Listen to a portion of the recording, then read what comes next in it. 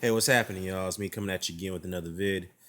Well, it's sadly to report that the Deontay Wilder versus Alexander Povetkin fight has officially been postponed, aka, other words, has been canceled.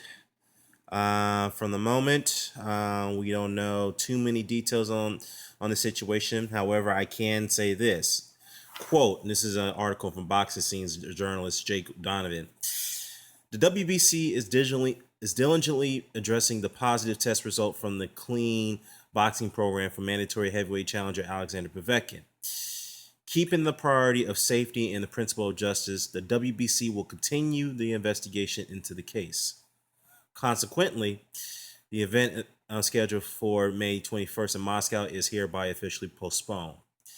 Now, the bout was due to headline at the Megasport Arena in Moscow, Russia, atop of a loaded card. For the moment, will still proceed as planned. Wow. So, the most significant sporting contest in the cruiserweight title fight showdown between local power puncher Dennis Ledabov versus Argentina's Victor Ramirez, which should be a very good fight from the cruiserweight. So, definitely, I may be doing a pre-fight prediction on that one. The cruiserweight division is totally getting slept on at this moment, but yeah. Now, as for the evening's original centerpiece, the heavyweight clash was first placed in jeopardy upon learning Povetkin tested positive for the banned substance meldonium. All involved parties were left in limbo until an official decision was made by the WBC, whose heavyweight title was at stake. Now, further down the line, Alexander Povetkin. This is a quote from Andrei Rubansky, Povetkin's promoter. We already. I read this quote from yesterday, so obviously it's the same quote that he's claiming that Povetkin didn't take the drug until last year while it was still permitted. So it was only traces amount left in his blood, but we all kind of debunked that a little bit, or actually Dan Raphael, because first things first, if this was a blood situation, then why did it come up in his urine on the fourth test? Now, the fourth test, the troubling situation is that Povetkin had tested 3 times before he came up positive on this test that took place on April 27th. So he tested negative on April 7th, April 8th, and April 11th. And then all of a sudden he comes up positive on April 27th on a urine sample. So I know I've seen some channels kind of argue the fact that the traces amount sometimes cannot be detected or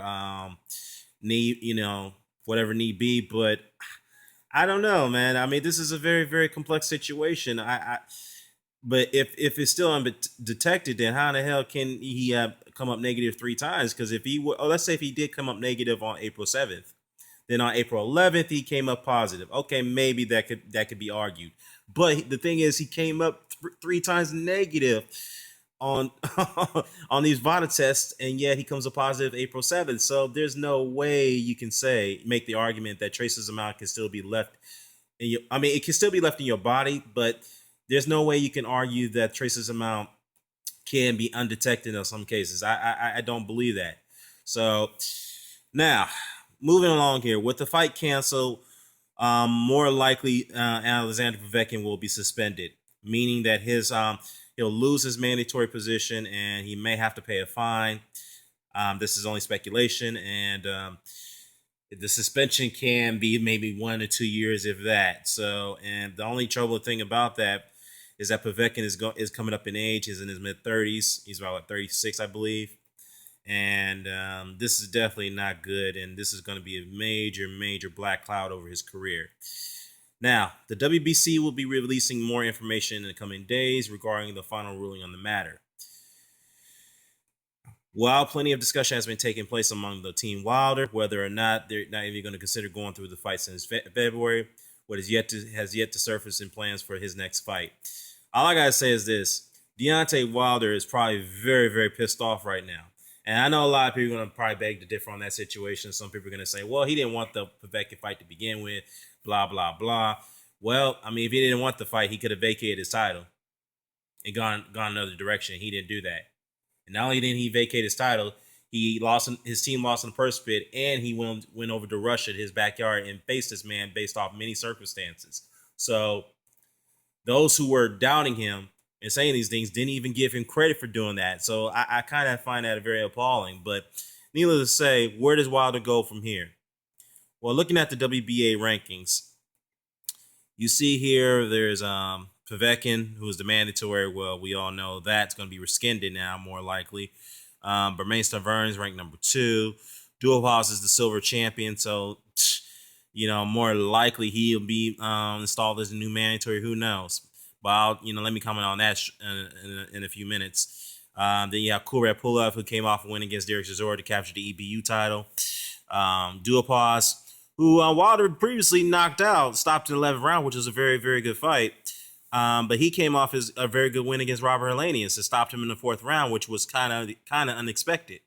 So, yeah, Carlos Takam and Joseph Parker are ranked 5 and 6. Well, we all know those guys are going to be tied up this Saturday for a very good heavyweight fight. In fact, since the Wilder and Povetkin fight's not going to go down that same day, which is this upcoming Saturday, definitely the headliner is going to be Joseph Parker versus Carlos Takam. And I think, again, that's going to be a very good heavyweight fight that a lot of people won't be disappointed about.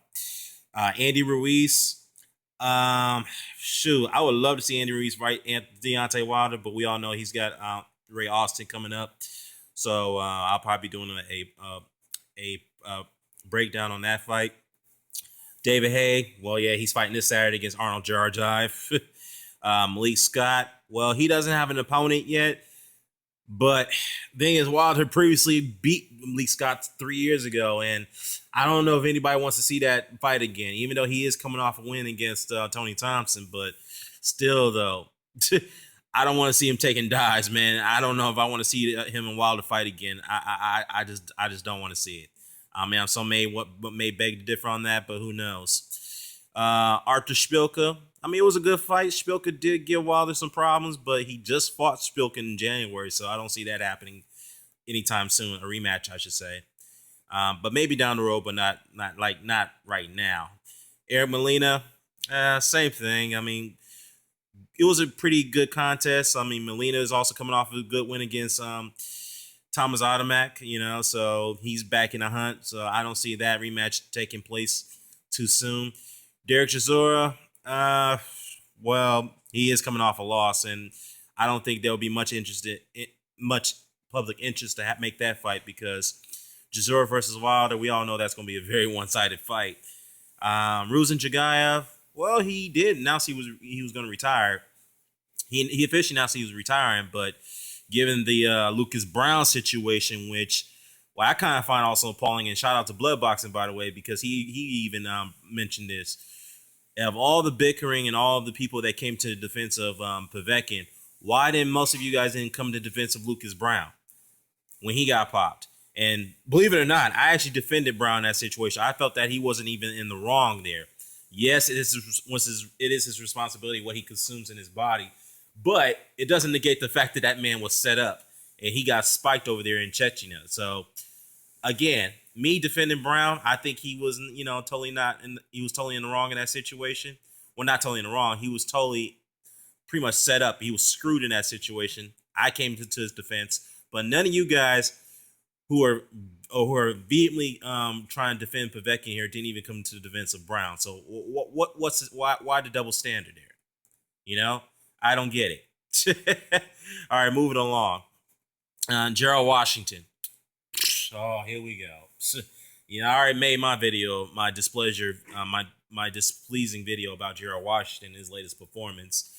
And all I gotta say is this: if Gerald Washington happens to be the replacement fight for Alexander Povetkin to fight Deontay Wilder, then he needs to really need to bring the dog out of him.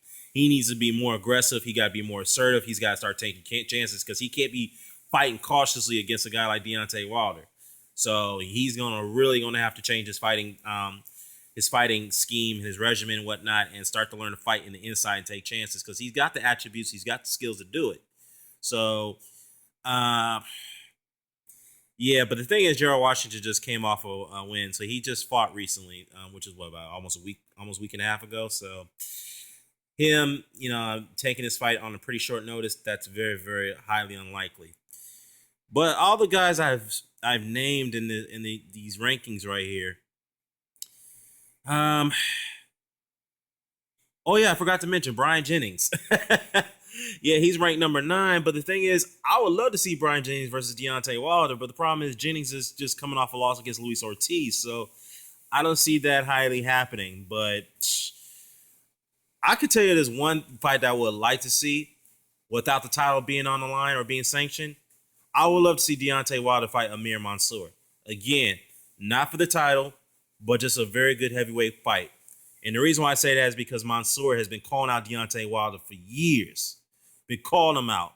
Okay, yes, he did lose against Dominic Brazil, which we all know Mansour was really winning that fight before he quit on the stool. But I think he deserves another chance. Okay, and again, give him a shot, not at the title, but give him a shot at the spotlight so he can prove himself once more. This is to the Wilder team. Make that fight, man. I think that'd be a good fight to be made. It'll be something that the fans would love to see. Even though the title's not going to be on the line. But if Mansour does perform very well, if he does win, hell, he'll be in line for bigger fights and perhaps get a title shot. I think he deserves it, and I think he paid his dues. And that's something I think can make up for the Wilder and Povetkin fight being postponed. But anyhow, I know some people are going to be saying this ruins their Saturdays, but look, here's the thing, y'all. Let's not forget, we still got some good heavyweight fights coming up this weekend. We got Shannon Briggs. Well, supposedly he's supposed to go up against Alexander Dimitrienko, but Dimitrienko's team came out and said that there hasn't never been an offer made to them, so we don't know who Briggs is really going to fight, but we'll see. David Hayes versus Aaron Jurajai, but the headliner is going to be Joseph Parker versus Carlos Taco. So I suggest everybody look at that fight coming up this Saturday, and I promise you won't be disappointed. Anyways, let me know what you think. I'm out.